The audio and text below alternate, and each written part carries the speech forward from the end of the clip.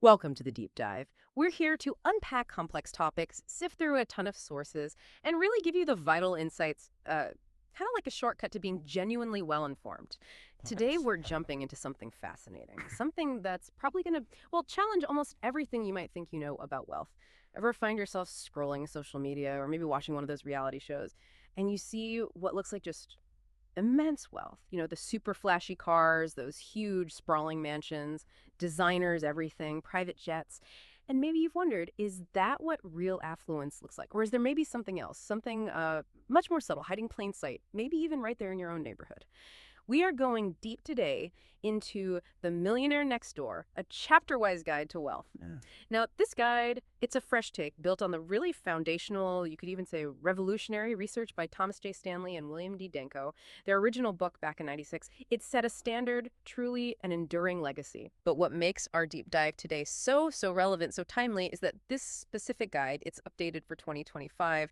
It takes those timeless principles and applies them with modern, real-world examples. And interestingly, it draws heavily on the thriving and really diverse economic landscape of India. That makes the insights incredibly tangible, very applicable right now. So our mission today is pretty clear. We want to shatter some of those common misconceptions about wealth. We want to reveal the surprising, often very quiet habits of people who are truly affluent. And we'll give you practical, actionable insights, things you can maybe apply yourself, all brought to life by these specific current examples. They really ground the wisdom of this book in, well, in today's reality. Yeah, it's really fascinating, isn't it? How a book written, gosh, decades ago now, still hits so hard today, especially, like you said, with these updated examples, particularly from the modern Indian economy. It just cuts right through the narratives our culture feeds us about success, about affluence. Narratives that are so often skewed towards, the really visible consumption, the superficial stuff. The book forces you really to look past those immediate superficial signs, the luxury goods, the outward displays, to actually understand what genuine financial independence looks like, what actual accumulation of assets means. And look, this isn't about judging how people spend their money, not at all. It's more about understanding the core behaviors, the mindsets often quite counterintuitive that lead to sustainable long-term wealth. And the findings, they consistently point towards a path that's, well, it's quiet, it's disciplined, remarkably unflashy, a total contrast to the loud, showy displays we've kind of been conditioned to equate with being rich.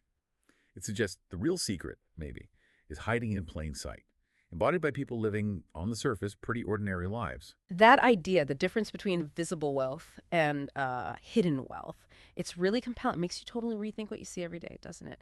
So, okay, let's kick things off with chapter 1, Meet the Millionaire Next Door. This chapter just immediately, boom, throws our typical assumptions right out the window. What's maybe the most striking way it challenges that picture most people have in their head when they hear the word millionaire? Oh, it completely dismantles it right from the start. It takes that immediate assumption that wealth is always loud, always visible, and just turns it on its head. Think about it. Our media, our entertainment, even those, perfectly curated social media feeds, they're constantly bombarding us with images of overt luxury. The private jets, the super yachts, the designer, everything. And this creates this powerful narrative, often subconscious, that makes us equate seeing someone spend a lot with them actually having a lot of financial success. But the book argues, very convincingly, that this is exactly where most people get it wrong. They mistake a high-consumption lifestyle for true wealth accumulation. It introduces this idea of hidden wealth, which defies all the typical stereotypes. It's about quiet accumulation, not public display. The authors are basically saying, look, forget what you see on TV. Real wealth, it's usually not on parade, and often the people who are on parade aren't actually that wealthy, not in terms of net worth. Right, they might have high income, but high spending too. Precisely. This hidden wealth, it isn't about being secretive in some negative way. It's about deliberate choices. It's about priorities. Prioritizing accumulation over immediate gratification or, signaling status to others. Most people, they tend to link financial success with the expensive car, the designer labels, the huge house. But that perspective, it often traps people in a cycle, right? A cycle of high consumption and debt. Why? Because they're trying to project an image they maybe haven't actually earned yet, financially speaking. True wealth, the kind that lasts, the kind that gives you real freedom, it's about accumulated assets, things like investments, businesses, income-producing real estate. It's not necessarily about maintaining that high-consumption lifestyle or constantly showing off status symbols. It's not a trap. It's a huge psychological trap. We end up buying things we don't truly need, often with money we don't really have, maybe just to impress people we don't even particularly like. And this relentless chase for visible status, it very often leads straight to debt, not actual wealth. It creates this huge gap between how affluent someone looks and what their actual financial standing is. And that gap, it's often filled with stress, with financial insecurity, which completely defeats the whole purpose of trying to get wealthy in the first place. That difference between visible and hidden wealth is, yeah, really compelling. And what's great is how this guide brings it right up to date, like you said, with these 2025 examples. What's one of the maybe most surprising modern examples of this millionaire next door type that the guide talks about? Well, the guys gives this really vivid live example from 2025 that just nails the concept. It points to Indian shop owners in small towns, people who quietly, steadily build significant wealth by living, well, modestly. And immediately your mental picture shifts, right? You're not thinking of some fancy penthouse. You're thinking maybe of a busy little storefront, maybe in a quieter part of town. Absolutely. So what does that look like in practice? What are these shop owners doing? Well, when you dig into this specific example, these Indian shop owners, you see some really powerful behaviors emerge. Often, they integrate their life and their business very closely. They might literally live above their shop or maybe in a modest house very nearby. What does that do? It dramatically cuts down or even eliminates rent or mortgage, which is usually a massive monthly expense, right? Huge savings. Exactly. Money that can be immediately plowed back into the business or invested elsewhere. They also understand that a vehicle, it's just for transportation. So you'll often see them driving older, reliable cars. Practical, not status symbols. You're probably not going to find them dropping big money at high-end restaurants or, engaging in really conspicuous consumption. Their focus is just laser sharp. It's on reinvesting profits back into the business, maybe expanding inventory, maybe improving the shop, maybe even buying additional properties that generate income like small rental units or other commercial spaces. And the small town setting helps too, you figure. Oh, definitely. A small town setting is often incredibly conducive to this kind of quiet wealth building. For one, the cost of living is usually much lower. That reduces your baseline expenses right away. And crucially, there's often less societal pressure to, show off. Community ties, practical needs, the value placed on hard work, these things often outweigh the desire for luxury brands or those fleeting status symbols you might see more of in big cities. Plus that close-knit community thing. It can really foster a business environment where your reputation, your consistency, your reliable service, that's what builds loyalty, not flashy marketing. Exactly. These shop owners build deep trust within their communities. That leads to sustained business, word-of-mouth referrals. It's organic growth.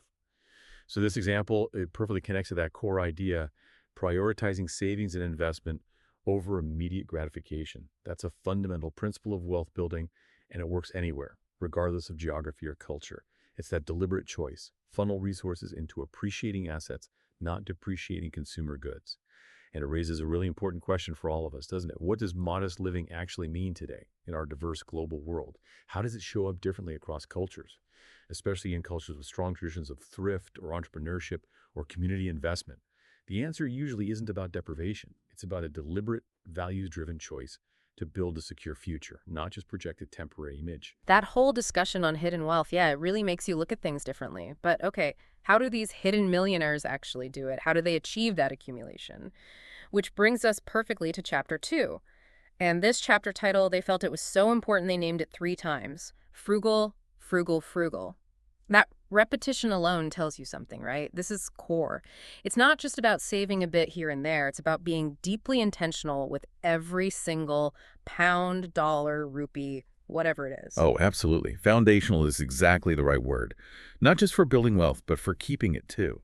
This chapter hammers home that sustained wealth isn't primarily about how much you earn. I mean, earning more helps, obviously.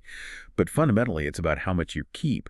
And then, crucially, how strategically you invest what you keep. It frames cutting back on luxuries not as some painful act of deprivation, but as a conscious, deliberate, strategic move to build wealth. And that consistency matters hugely, right? The compounding effect. Immensely. That sustained frugality, even if it feels like small amounts day to day, when you apply it consistently over years, over decades, it creates an incredible compounding effect. Compound interest, often called the 8th wonder of the world. It's that magic where your earnings on an investment start generating their own returns.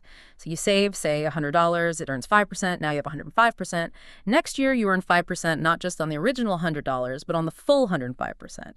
And over decades, that creates this exponential growth curve. Even modest, consistent savings can snowball into really significant wealth. And that consistent fuel for the snowball, it comes directly from deliberate saving, from frugality. And resisting the pressure to spend, that's huge psychologically. Yeah. It's critical. Because we are just bombarded, absolutely bombarded daily with messages screaming at us to buy, to upgrade, to display our success through consumption.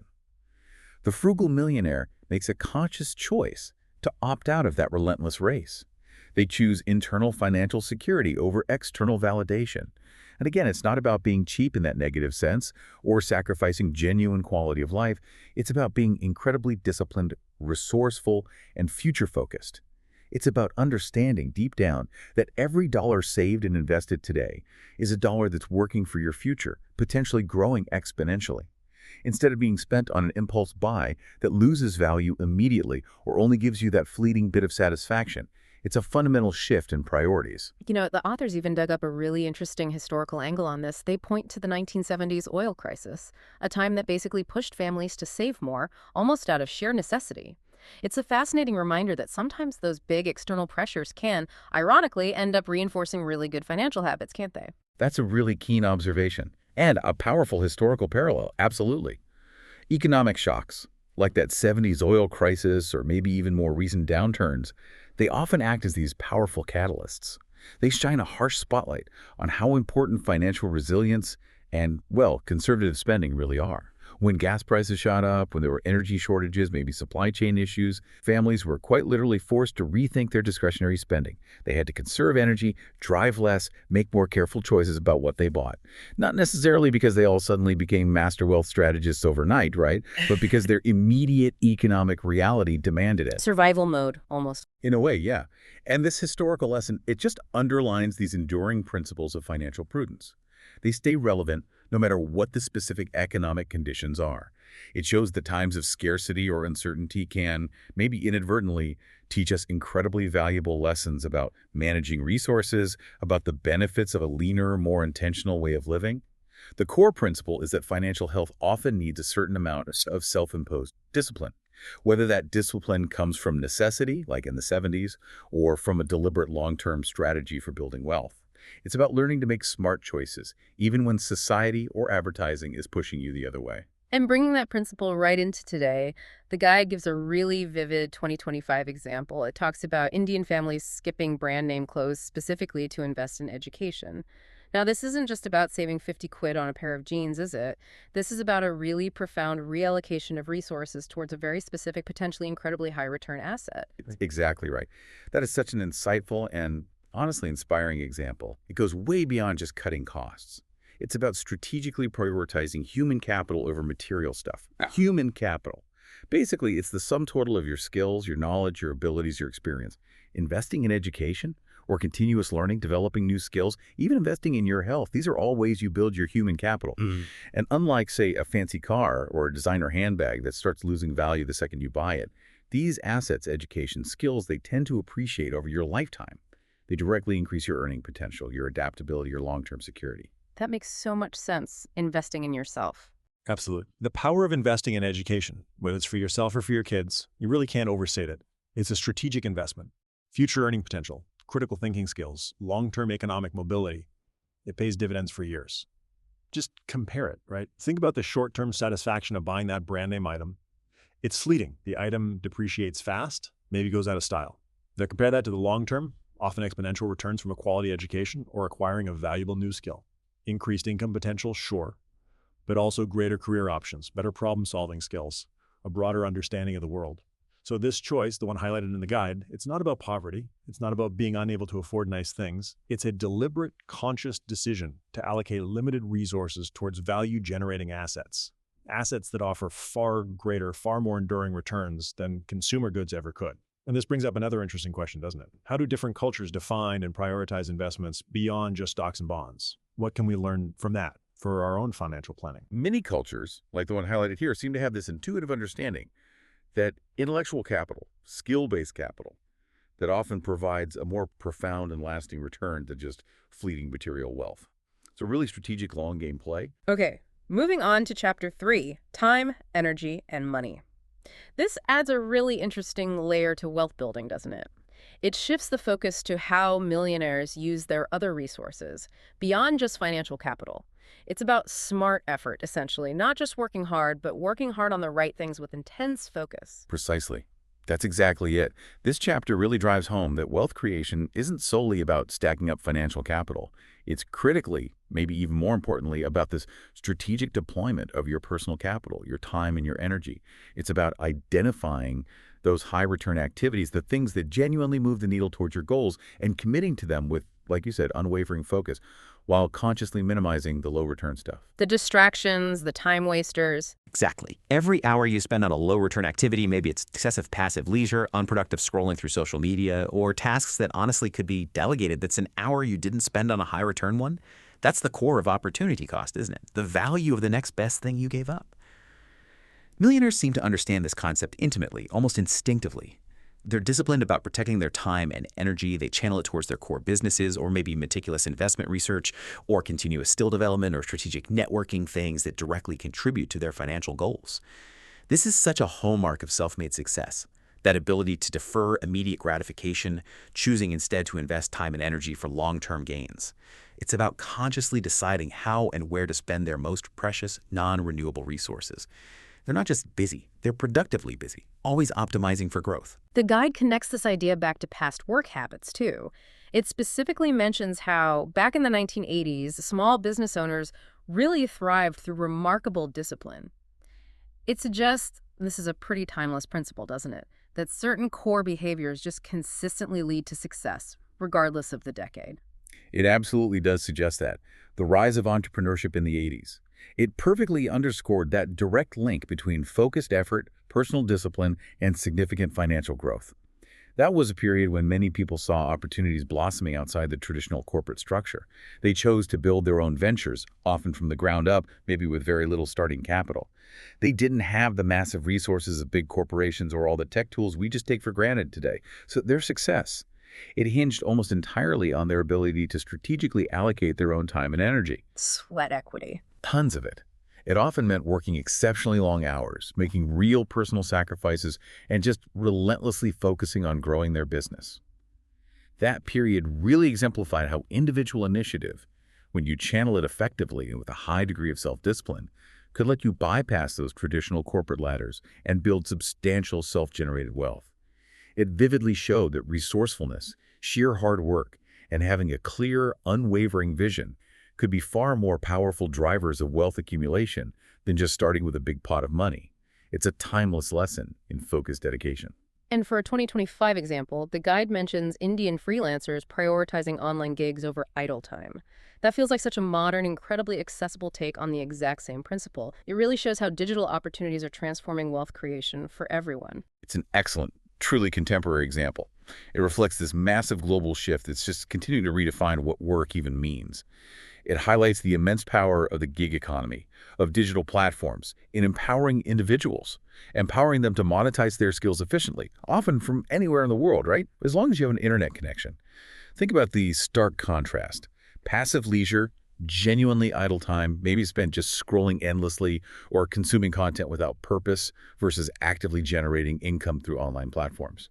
For many people now, that idle time can be converted into valuable, tangible work, whether it's graphic design, coding, writing, virtual assistants, online tutoring, the list goes on. Turning downtime into productive time. Exactly. And the guide specifically notes how Indian freelancers are harnessing this. They might dedicate an hour or two after their main job, or maybe use their weekends to take on extra projects through these platforms. Even gigs that seem small individually, when you pursue them consistently, maybe scale them up a bit, they can contribute significantly to building wealth. Especially, and this is key, when you combine it with those frugal living principles we talked about earlier. The beauty of this model is its flexibility, its accessibility. It's kind of democratizing the ability to earn, to build financial independence without needing the rigid structures or overheads of traditional employment. It empowers individuals to become their own economic agents. And it raises another big question for listeners, right? How are these digital opportunities reshaping our traditional understanding of work and wealth creation? Particularly in emerging economies where maybe traditional jobs are scarce, but internet access is exploding. It truly shows how intentionally applying your time and energy can unlock incredible new paths to prosperity. Okay, chapter 4. You aren't what you drive. This one goes straight for the jugular, hitting one of the most visible signs of perceived wealth, cars. And it completely busts the myth that millionaires are all cruising around in fancy, expensive vehicles, doesn't it? This is often the very first thing people picture, and it seems like it's a huge financial pitfall. Absolutely. This is such a crucial chapter because it tackles a really pervasive and incredibly costly illusion head-on. If we connect it back to that bigger picture, it highlights the fundamental difference between status signaling and genuine financial prudence. Millionaires, by and large, they understand something critical. Depreciating assets, like luxury cars, are not wealth builders. They are, in fact, significant wealth destroyers. Explain that. Why destroyers? Well, let's just break down the basic mechanics. The second a brand new car drives off the dealer's lot, it loses a huge chunk of its value. Sometimes 20%, maybe even 30%, just in that first year alone. That's value vanishing into thin air. But beyond that initial massive depreciation hit, there are all the ongoing costs, which are often higher for luxury vehicles. Higher insurance premiums, definitely. More expensive maintenance and repairs. Higher registration fees sometimes. Often higher fuel consumption too. All these costs, they aggressively eat into the money you could be saving and investing. They act like this constant drain, this drag on your financial resources. So it's not just the purchase price. Not at all. It's the total cost of ownership. And the psychological aspect here is just key. It's that difference between feeling the need to impress other people versus having the quiet confidence that comes from genuine financial independence. People who are truly wealthy, who have built that solid foundation, they often don't feel the need to prove it through their possessions. Their net worth, their balance sheet, that's their statement. So their choices about cars, they tend to be about maximizing the utility of the asset, getting reliably and safely from point A to point B while minimizing its negative impact on their overall wealth accumulation. They see a vehicle as a tool, basically, a means to an end, not as a trophy or some reflection of their true financial standing. And that mindset, it frees them, it liberates them from that keeping up with the Joneses race that traps so many other people in cycles of debt and consumption just to maintain an image. The chapter mentions a specific historical example of this kind of spending trap, the big SUV craze back in the 1990s. That perfectly illustrates how these broad societal trends, maybe fueled by marketing, can really encourage financially damaging choices, leading people away from sound financial thinking, right? It's a perfect historical parallel, yeah, and a powerful cautionary tale that still resonates. The 90s SUV craze was, in many ways, a masterclass in aspirational consumption and incredibly successful mass marketing. SUVs were heavily pushed as these symbols of status, of safety, of family values, rugged capability. They quickly became the must-have vehicle for countless families, especially in suburban America, but elsewhere too. And this trend clearly showed how marketing, combined with prevailing cultural norms, can often just completely override sound financial judgment. People started buying these larger, more expensive, and far less fuel-efficient vehicles, often taking out bigger loans to do it. Why? Driven by that desire to keep up with the Joneses or project a certain image of success or family security. Keeping up appearances? Exactly. It was a classic example of prioritizing visible consumption and perceived status over long-term financial health and just practical considerations. The lesson from that era, which is still incredibly relevant today, is how critical it is to resist those consumerist pressures, to make vehicle choices based on actual utility, affordability, and sound financial wisdom, rather than just social cues or what seems like the in thing to have. It highlights how easily we can get swayed by what everyone else seems to be doing. And then for a really sharp contemporary 2025 example, the guide says Indian millionaires often opt for used hatchbacks over luxury SUVs. Wow, that's such a stark contrast to the common perception of wealth, isn't it? And it brings it right into today, showing these principles are absolutely alive and kicking. Yes. This specific example, Indian millionaires choosing used hatchbacks over luxury SUVs, is just brilliant. It's such a powerful illustration of financial wisdom in action, and it shows how timeless these core principles really are. Let's just break down the rationale again. Opting for a used vehicle.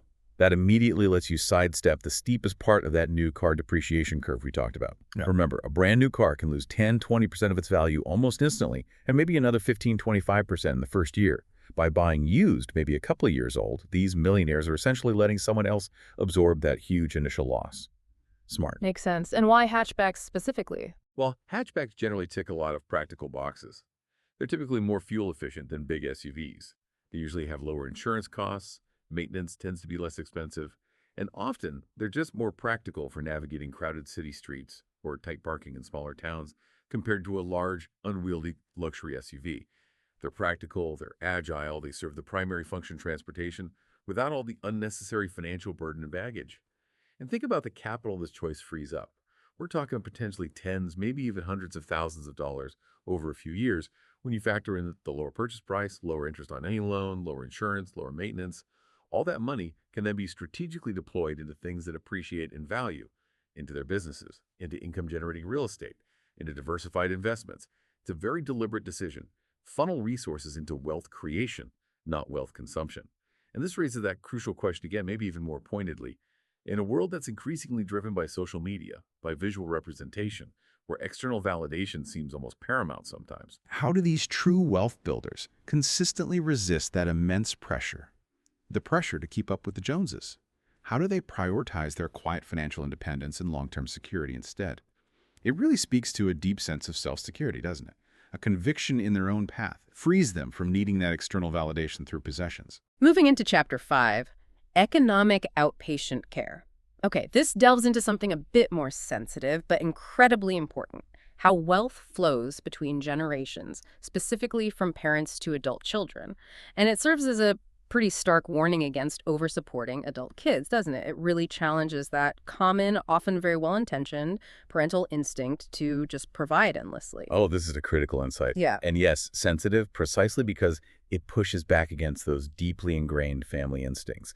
The instinct to support your children, often driven by love or maybe a desire for them to have an easier life than you did. But if we connect this to the bigger picture of long-term wealth building, it's about the crucial difference between fostering genuine self-reliance in your kids versus inadvertently creating a dependency that ultimately hinders wealth creation not just for the kids, but potentially for the parents too. How does it hinder both? Well, the authors warn that excessive ongoing financial support for adult children, what they call economic outpatient care, while it often comes from a good place, can inadvertently prevent those adult children from developing vital life skills, financial literacy, problem-solving abilities, the sheer self-sufficiency needed to build their own wealth someday. It can actually erode their motivation to earn, to save, to manage money effectively. Because, well, why bother if money always just appears when you need it? So for the recipient, the adult child, it can stifle ambition. It can delay maturity. It hinders the development of that crucial financial discipline. They might never learn to budget properly or delay gratification or truly understand and value the effort required to earn money because it's always just been provided. And for the parents providing the care. For the benefactor, the parents, it can significantly drain their own accumulated wealth. It could jeopardize their retirement security. It might limit their ability to pursue philanthropic goals later in life. It could even diminish the legacy they hope to leave for future generations beyond their immediate children. The book highlights this profound difference between providing a temporary safety net, maybe during a genuine unforeseen crisis like a job loss or major health issue, and creating a perpetual hammock. A hammock that discourages independent effort and ultimately prevents true financial growth for everyone involved. It's a kind of tough love approach, maybe, but often necessary for the long-term well-being of the whole family unit. The guide brings up the 2008 recession as a powerful historical backdrop for this, a time that really showed many young adults needing to quickly become independent. That period certainly taught some harsh lessons about financial reality, didn't it? Maybe valuable ones, in retrospect. Indeed. The 2008 recession served as a very stark and, for many, quite painful demonstration of just how critical self-reliance truly is. Economic downturns, they have this way of stripping away financial illusions, don't they? They force individuals and families to confront their financial realities very directly, very suddenly. During that period, many young adults who maybe had previously relied quite heavily on parental support for housing, for tuition, maybe even daily expenses, found themselves facing a dramatically changed job market, high unemployment, underemployment. Yeah. It was tough. They suddenly needed to navigate significant economic hardships, largely on their own, often for the very first time. It made self-sufficiency an immediate, pressing necessity, not just some abstract concept or a fuzzy long-term goal. Sink or swim time. Pretty much. And the recession, for all its immense challenges and the real hardship it caused, perhaps inadvertently served as this harsh, but ultimately maybe valuable, lesson. A lesson in the importance of being able to stand on your own 2 feet financially. It highlighted that true financial security isn't just about having a readily available safety net from mom and dad. It's about possessing the skills, the resilience, the discipline to navigate economic challenges independently. It really pushed a generation to rapidly develop financial muscles they might not have otherwise built. And for a really compelling 2025 example of this principle in action, the guide mentions Indian parents cutting allowances and actively pushing their kids to work. Now, that's a bold move, especially maybe in cultures with very strong family support traditions, but it aligns perfectly with this chapter's core message about fostering independence, doesn't it? It's a powerful contemporary example, absolutely. And it embodies the principles of this chapter in a very culturally relevant way, even if it seems counterintuitive at first glance. While it might look harsh, maybe even unloving on the surface, cutting allowances, pushing adult kids to get jobs, it's often, in fact, a profound act of long-term love and empowerment. It's about giving them the invaluable gift of capability, of self-worth, rather than just a continued handout. Building character, almost. Exactly. And the benefits for the children themselves are immense. They learn the intrinsic value of money, understanding that it's earned through effort, through hard work, through contribution, not just magically given. They develop a strong work ethic. They gain invaluable experience in a real-world setting, which is far more impactful than just learning theory in a classroom. They learn practical skills, budgeting, time management, problem solving, dealing with colleagues or customers, handling real responsibilities. And maybe most importantly, they build deep confidence in their own abilities. Confidence to navigate the world, create their own opportunities, become truly self-sufficient individuals. That often leads to a much greater sense of pride and accomplishment than just being given things. And this raises that really important question for parents everywhere, doesn't it? What is the ideal balance between providing a supportive foundation like a launching pad and allowing children to experience the vital, sometimes challenging, sometimes uncomfortable lessons of earning, managing, and yes, maybe sometimes struggling with their own money? It's a really delicate balance, and it often requires foresight, courage, and a real long-term perspective from parents, prioritizing their children's ultimate well-being and capability over just their immediate comfort or ease. Okay, so Chapter 6, Affirmative Action, Family Style. It builds directly on that last one, but it shifts the focus more towards the positive, the proactive ways millionaires actually instill these financial values. It's about deliberately teaching kids how to earn and manage money, isn't it? Not just cutting them off and, hoping for the best. Precisely. That's a great way to put it. This chapter isn't about neglect or just withdrawing support and washing your hands of it. It's about deliberate, active, intentional parenting, specifically around financial education. If we connect it back to the bigger picture, it's about passing down not just money, but a mindset, passing down a skill set for wealth creation. Self-made millionaires, the book finds, understand that genuine sustainable wealth is built on character, on discipline, resourcefulness, and a deep, practical understanding of financial principles. So they actively teach their children self-sufficiency. They teach them the value of hard work. Often they do this by encouraging them to earn their own money, maybe from a young age, and then guiding them on how to manage it responsibly.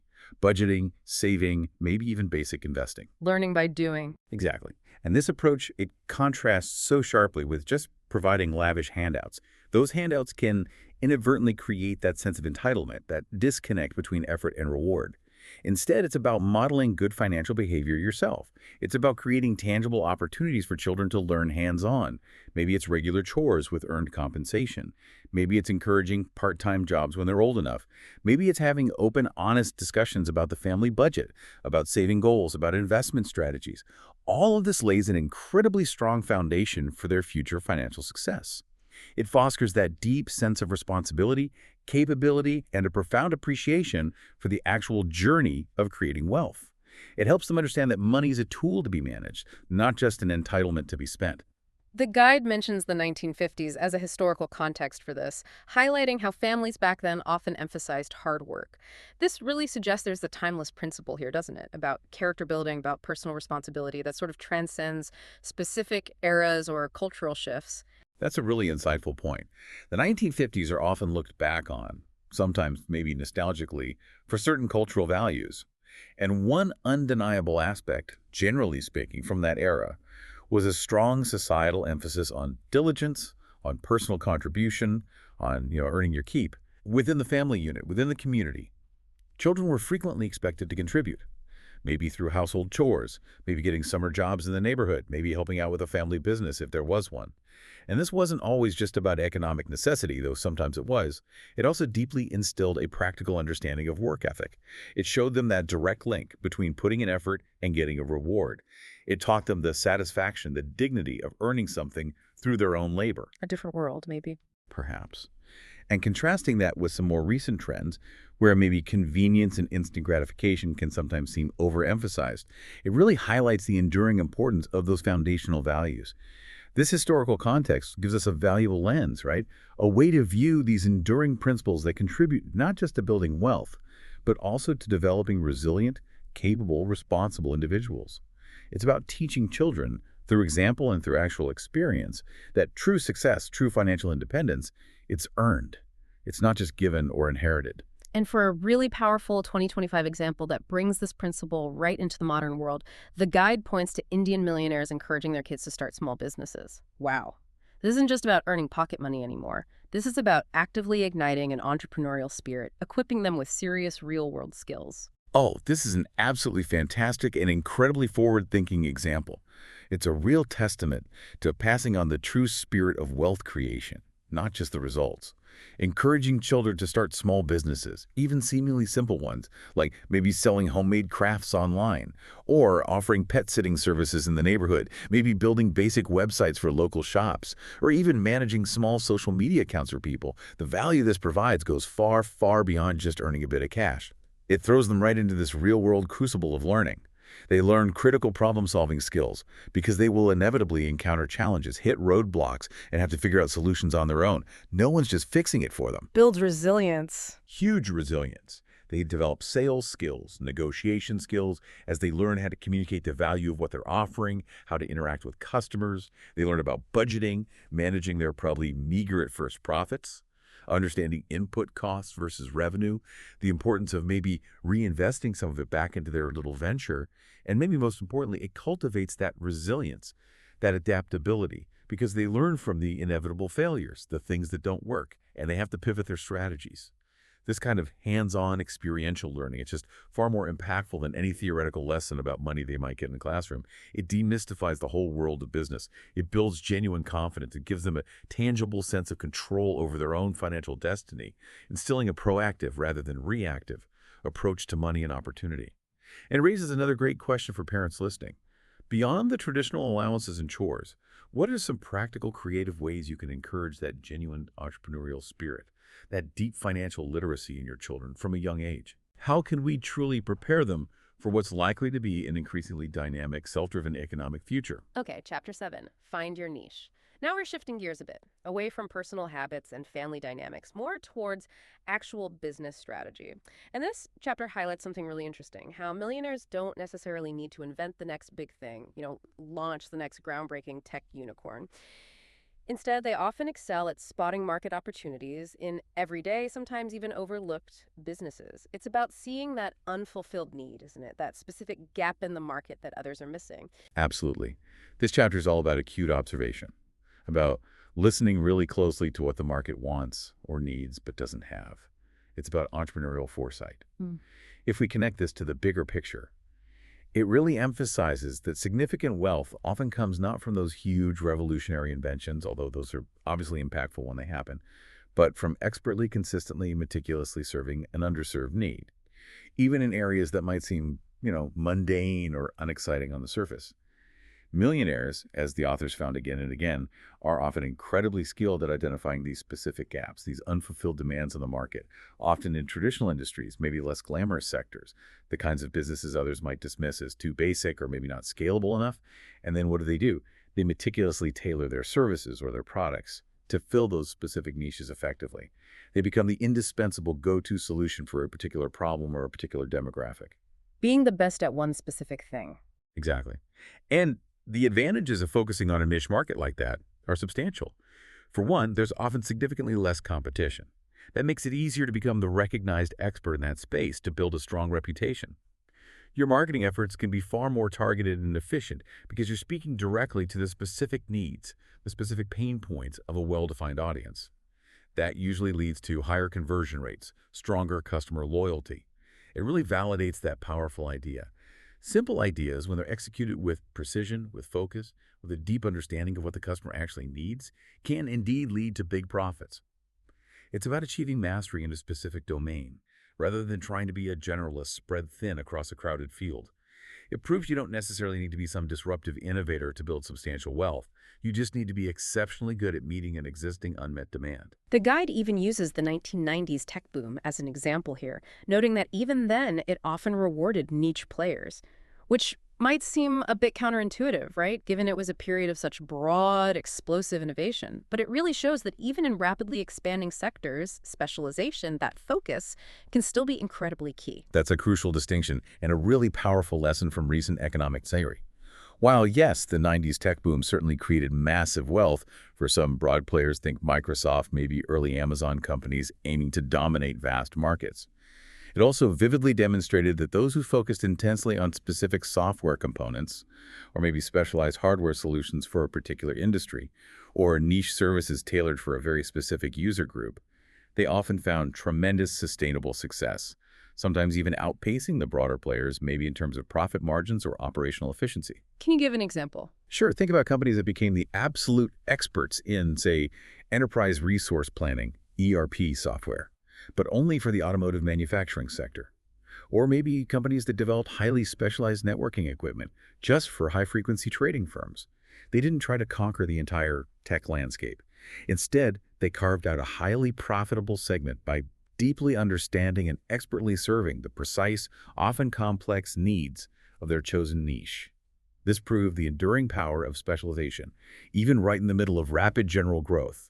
It underscored that depth of expertise within a narrow focus can often be more lucrative and actually more resilient than just having a superficial breadth across many different areas. It's about being a big fish, maybe, but in a small, very profitable pond. And for a really compelling 2025 example, one that feels incredibly relevant to today's consumer values, the guide highlights Indian vendors thriving by selling eco-friendly goods.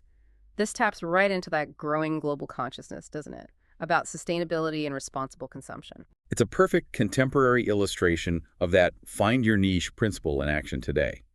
The rise of eco-friendly goods, that whole market segment, represents a clear, accelerating, and definitely growing consumer demand.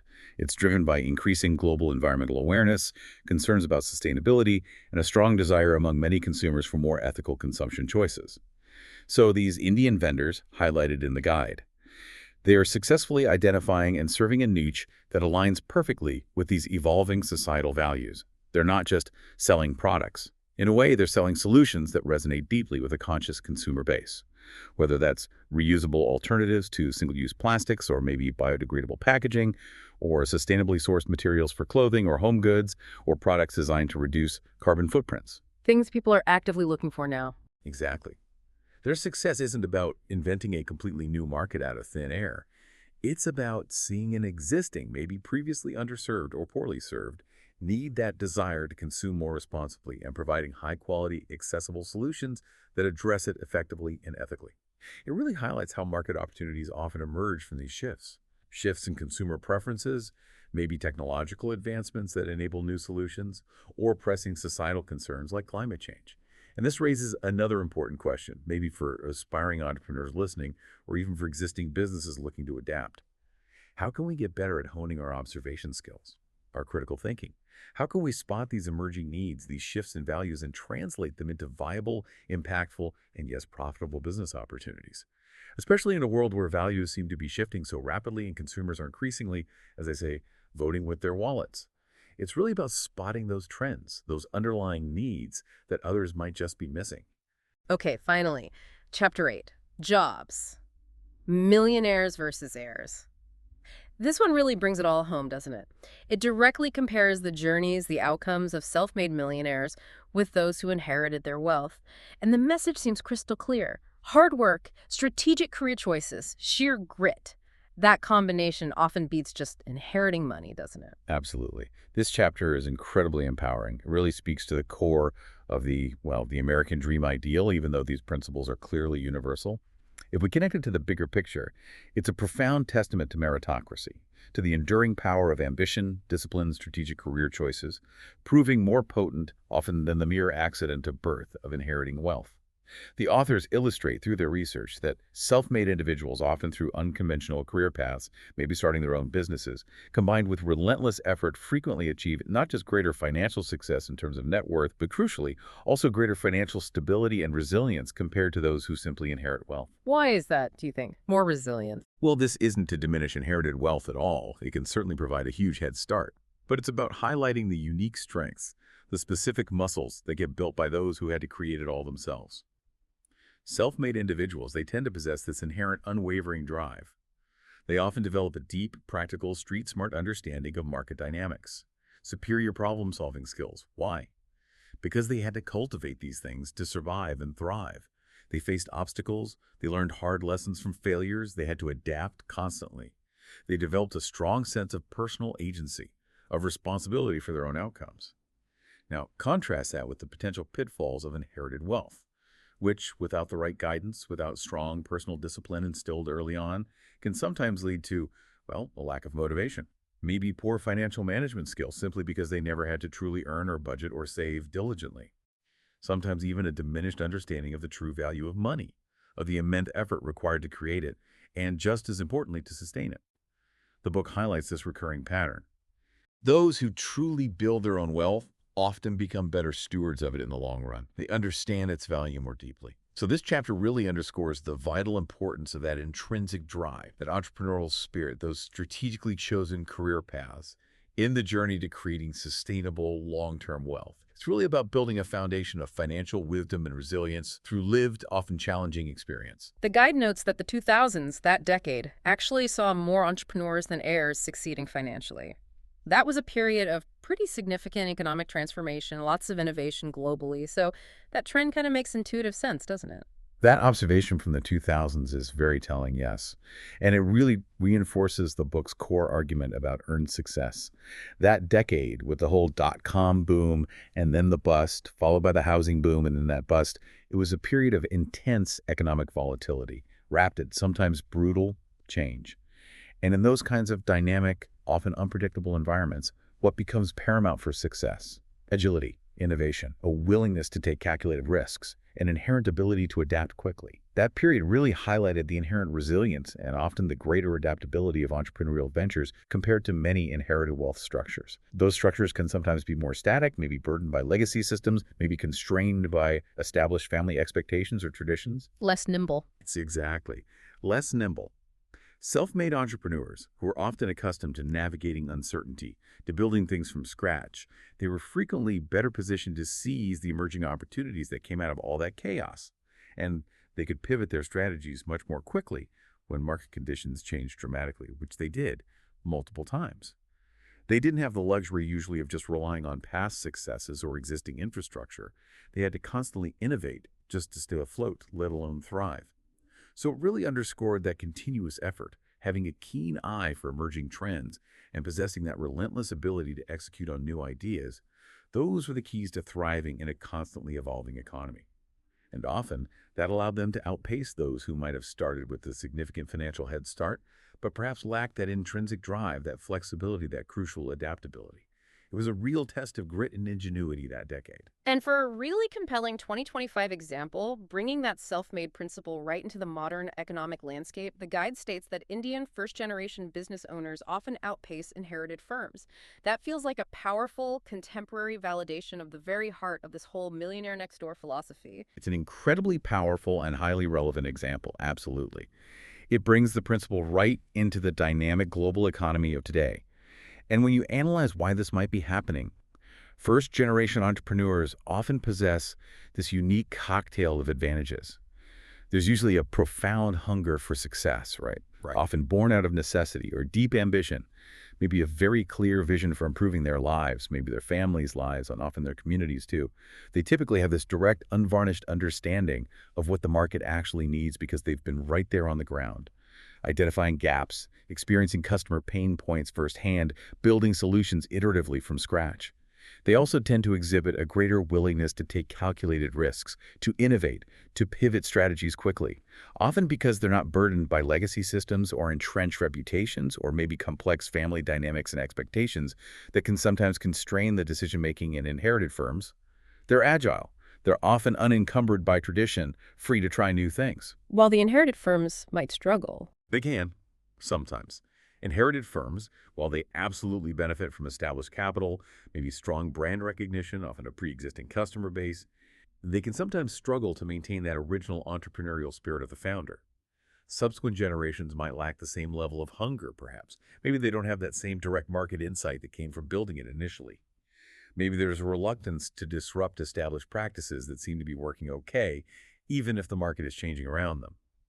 So the challenges for inherited firms often involve deliberately fostering true innovation, embracing adaptability in a rapidly changing marketplace, and ensuring the continued personal drive and vision of successive generations, people who didn't have that formative experience of building the business from absolutely nothing.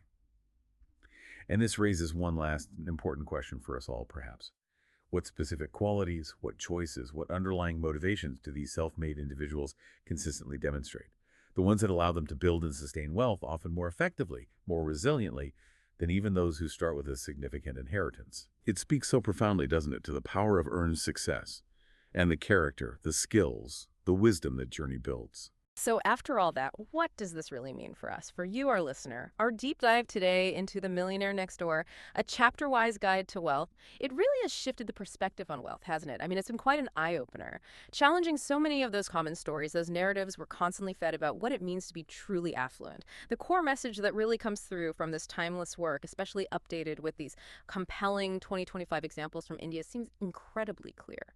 True wealth, it's often built quietly, away from the spotlight, not through huge, grand gestures or flashy displays we see everywhere, but through consistent, deliberate, everyday actions. It's built through relentless, maybe unglamorous frugality, through the smart and intentional allocation of your most precious resources, your time, your energy, through making practical consumption choices, choosing function over ostentation, and through a deep, often intergenerational commitment, a commitment to fostering self-reliance, strong values, whether that's in yourself or in your children. It seems it's far less about having a massive income and much, much more about cultivating disciplined habits, about developing a deeply ingrained wealth-building mindset that prioritizes long-term financial freedom above all else. Yeah, exactly. If you connect all these threads, this whole deep dive, back to the bigger picture, what really emerges is this powerful, almost countercultural blueprint for achieving genuine financial independence.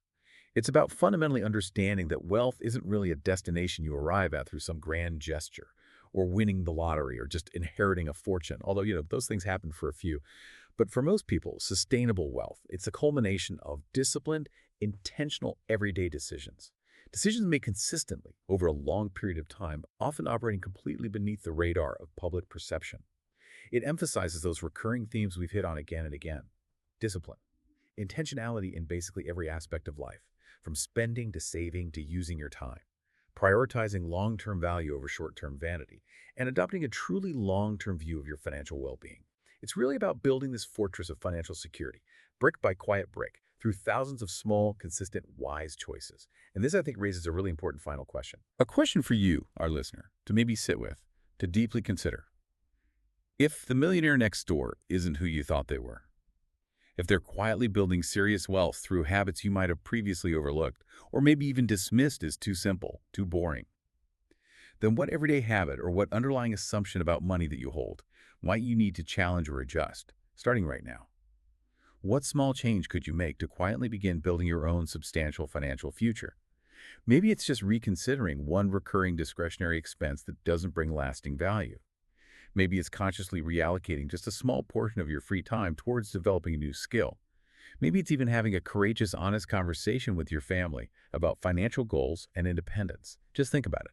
How might changing just one small spending habit or prioritizing just one key strategic investment today, maybe in yourself, maybe financially, how could that reshape your entire financial landscape, not just next year, but 5 years from now, 10 years, even 20 years down the road? The immense power for profound, lasting financial change. It truly lies in those small, consistent, intentional choices we make every single day. Absolutely. That is a powerful thought to leave you with, a question that, if you really engage with it, could genuinely reshape your financial trajectory. Thank you so much for joining us on this deep dive today. We really hope these insights have inspired you, maybe challenged some of your perceptions, and perhaps even encouraged you to begin your own quiet, disciplined journey toward becoming, well, a millionaire next door yourself. Until next time, keep digging deeper.